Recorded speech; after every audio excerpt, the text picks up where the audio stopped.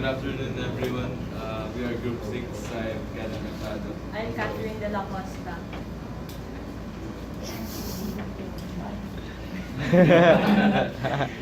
So today, we are going to discuss about different types of energy. First is the solar energy.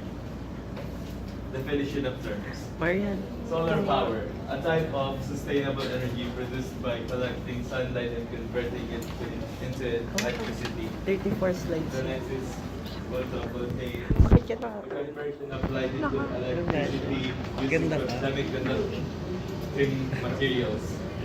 Next is strong wall, a type of technology that can be installed in homes to passively heat the building.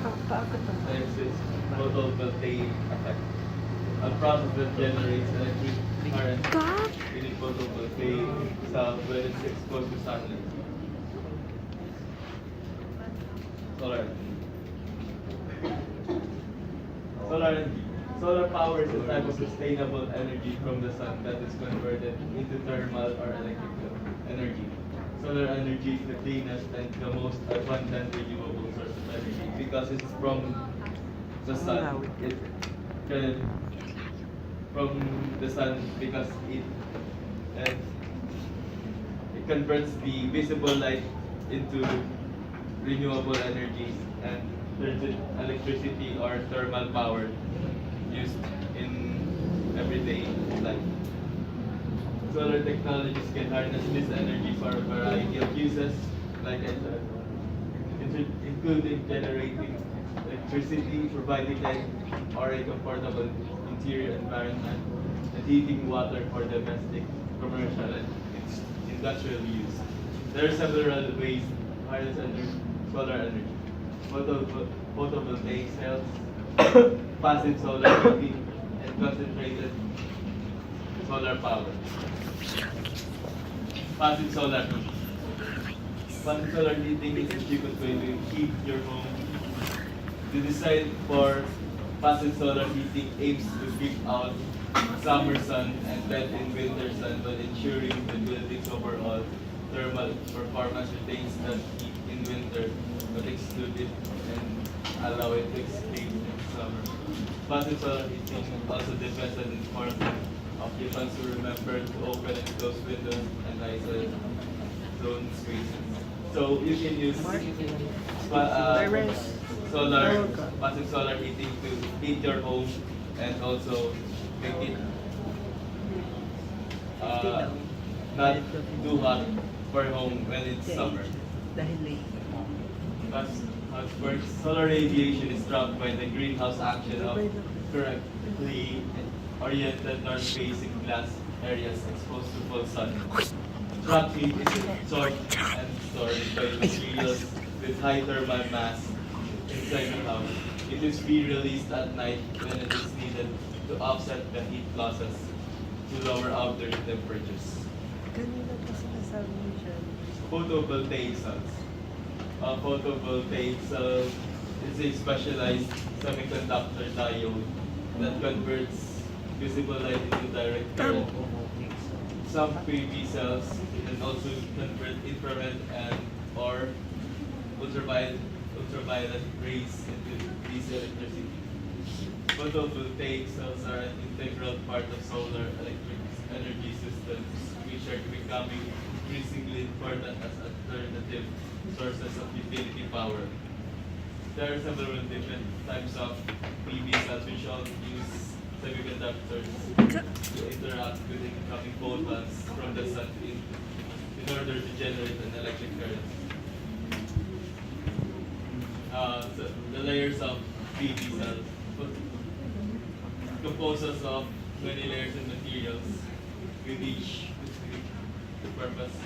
The most important layer of a voltaic cell is the semiconductor layer. It is comprised of two distinct layers, the P types and N types, and it is what actually converts the sun's energy into useful energy. The process is called photosynthesis. On either side of the semiconductor is a conducting material which collects the electricity produced. The final layer is applied only to the illuminated side of the cell is the anti-reflection coating. Since all semiconductors are naturally reflective, reflection loss can be significant. The solution is to use one or several layers of an anti-reflection coating to reduce the amount of solar radiation that is reflected off the surface of the sun. So, types of PV cells can be manufactured in different ways. One example is monocrystalline PV cells are comprised of a uniform or single crystal lattice, and the polycrystalline PV cells contain different or various structures. Though those PV cells use commercial solar cell, which is concentrated solar power.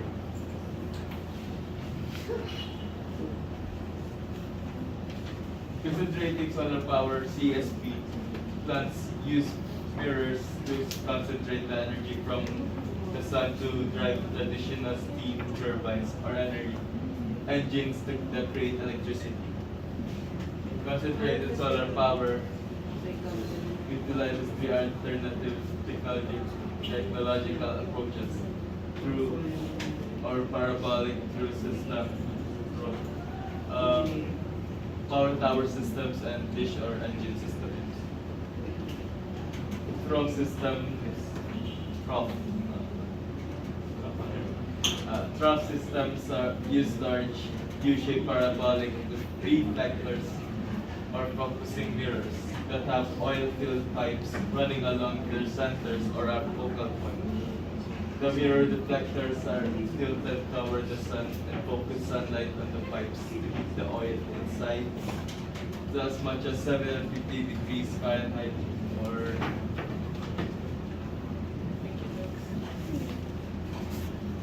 300 degrees plus degrees Celsius. The hot oil is then used to boil water, which makes steam to run conventional steam turbines and generators. Power tower systems. Power tower systems, also called central receivers, use many large flat heliostats or mirrors to track the sun and focus its rays onto a receiver to convert the energy. The receiver sits on top of a tall tower in which concentrated sunlight heats a fluid such as molten salt as hot as 1050 degrees Fahrenheit. The hot fluid can be used immediately to make steam for electricity generation or stored for later use. Dish or engine systems use a parabolic dish of mirrors to direct and concentrate sunlight onto a central engine that produces electricity. The dish or engine system is a concentrated solar power technology that produces smaller amounts of electricity than other CSP technologies, typically in the range of 3 to 25 kilowatts, but is beneficial for modular use. The solar power in the Philippines is ranked #1 among developing countries in Asia. In Asia, in terms of the use of solar power for electric generation. Even though the Philippines is still relatively young when it comes to solar development, but the Philippines was able to get 7 active projects ranked in the top 50 list. One known solar power plant in the Philippines is the Calatagan Solar Farm in Calatagan, Batangas. This power plant harnesses 63.3 milliwatts of solar power. Next is wind energy. Wind power. Wind power is the use of airflow through wind turbines that provide mechanical power and converts the mechanical power into energy, electricity.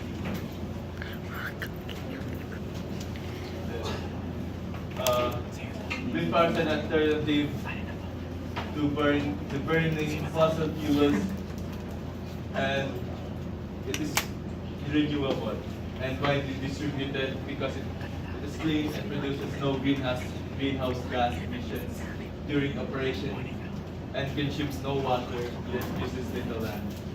The net effects on the environment are far less problematic than those of non-renewable power resources.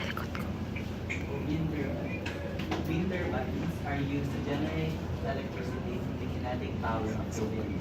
Historically, they were more frequently used as a mechanical device to turn machinery. Wind turbines can be used to generate large amounts of electricity in wind farms, both onshore and offshore. There are two main kinds of wind generators: those with a vertical axis and those with a horizontal axis. Horizontal axis wind turbines are the most common type used. Figure 1. All of the components, blade, shaft, generator are on top of a tall tower, and the blades face into the wind. The shaft is horizontal to the ground. The wind hits the blades of the turbine that are connected to a shaft, causing rotation. The shaft has a gear on the end, which turns the generator. The generator produces electricity and sends the electricity into the power grid. In vertical axis turbines, the shaft of blades are connected to is vertical to the ground. All of the main components are close to the ground. Also, the wind turbine itself is near to the ground, unlike horizontal, where everything is on a tower. There are two types of vertical axis wind turbines: lift-based and drum-based. Lift-based designs are generally much more efficient than drum or paddle designs.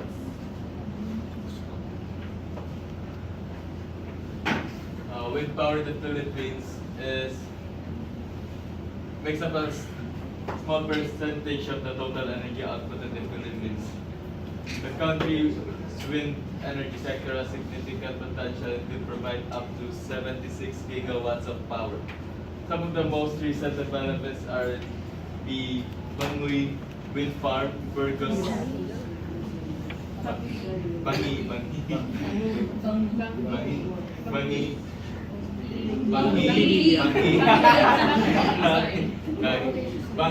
Wind Farm, Burgos Wind Farm, and Caparis Pisan Wind Farm in Ilocos Norte. The wind energy power systems in Puerto Galera, Mindoro, Rizal, and Pililla Wind Farm in Pililla, Rizal. Tidal energy. So tidal energy or tidal power is a form of hydropower that converts the energy obtained from tides into useful forms of power, mainly electricity. Yung tidal energy, hindi siya masyadong ginagamit kasi it's high. Mas mahal siya kesa sa ibang renewable sources like wind power and solar power. Kasi yung tidal energy daw, parang sinasabi nila noon na mas useful daw siya kasi nga predictable yung tides kesa sa sun and sa wind. So tidal energy, how it works. So there are three main ways to harness tidal power, which is tidal turbines, tidal barrages, and tidal lagoons. So tidal turbine, so similar lang din siya sa wind turbines, kaso underwater lang siya. But tidal turbines uses shorter and stronger turbines. So a good way to think of them is underwater windmills. Basically, the water currents turn the turbines, which in return activates a generator that produces electricity. Tidal barrages are very similar to the dams in hydroelectric plants, except that they are much larger as they are built in bays or estuary. As the tide comes in, water flows through the dam into the basin. Then when the tide stops, the gates are closed, which traps the water in the basins. As the tide goes out, gates in the dam, which contain turbines, are then opened and flowing water passes through the turbines, thus generating energy. So, yung last is tidal lagoons. So, very similar lang din siya tidal barrages, but have a much lower cost and impact on, and has a lower impact on the environment. They are self-contained structures cut off from the rest of the sea. It works in pretty much the same way as a tidal barrages, as when the tide rises the lagoon, the lagoon fills, and when it falls, the water is then released. So technical challenges. So the advantage of tidal power was, of course, the advantage knowledge of the tide. The tides were to rise and fall, thus the unpredictable factor was out of the equation. In spite of this promising fact, wave and tidal energy remain at the bottom end of the table of renewable energy technologies. In fact, the combined energy power today represents only 0.001% of the total renewable energy produced around the world. Kaya siya nasa bottom place ng renewable sources because of, number one, corrosive siya. Salt water is incredibly corrosive. To make the body of wave a tidal device corrosion resistant, not only paints are required but also a great amount of surface preparation. For example, if mild steel is used for wave device, it is mandatory to carry out an abrasive blast so to remove surface contaminant. For a machinery that has to operate continuously in seawater, the choice of material is limited. Sea life. An interesting challenge for the ocean energy devices comes from certain marine species. In recent events, it has been pointed out that mollusks and crustaceans can think to ocean energy device can add weight to the device of up to 20 kilograms per meter square. This means that inertia of the devices will be increased, resulting in slower movement and consequently loss of power. And marine life conservation. So just like bird strikes have been a challenge for the wind industry, the tidal industry also faces similar problems for marine life.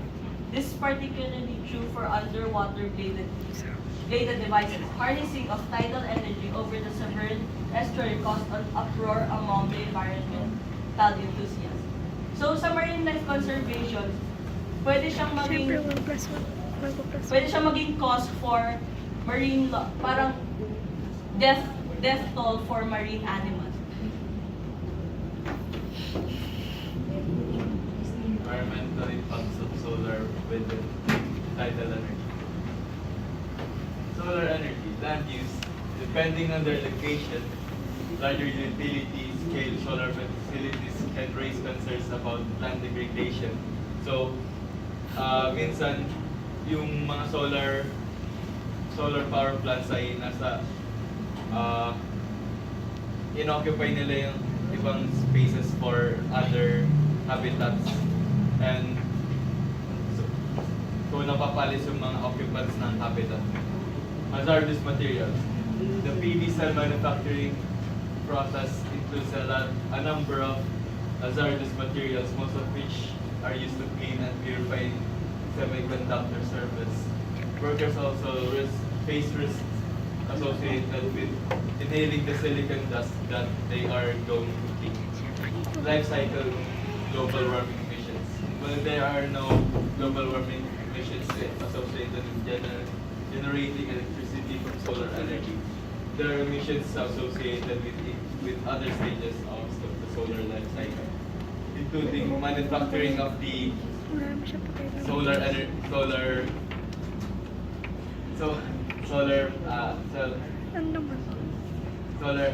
device that uses silicon and can be harmful to the environment. Installation and maintenance. Wind energy, wildlife and habitat.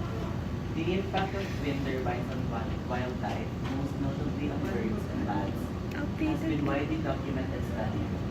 Review of peer-reviewed research found evidence of bird and bat deaths from collisions with wind turbines and changes in air pressure caused by spinning turbines, as well as from habitat destruction. Life cycle global warming emissions. Well, there are no global warming emissions associated with operating wind turbines. There are emissions associated with other stages of a wind turbine's life cycle, including material production, material transportation, on-site construction, and assembly. Water use. There is no water impact associated with the operation of wind turbines. as in all manufacturing processes, some water is used to manufacture steel and cement for wind turbines. So for tidal energy, so the effect in tidal energy plants have on the environment are not completely determined yet. We know that these power plants generate green electricity. Tidal barrages relies on manipulation on ocean levels and therefore potentially have the environmental effects on the environment similar to those hydroelectric plants. Technology solutions that will resolve some of these issues are currently being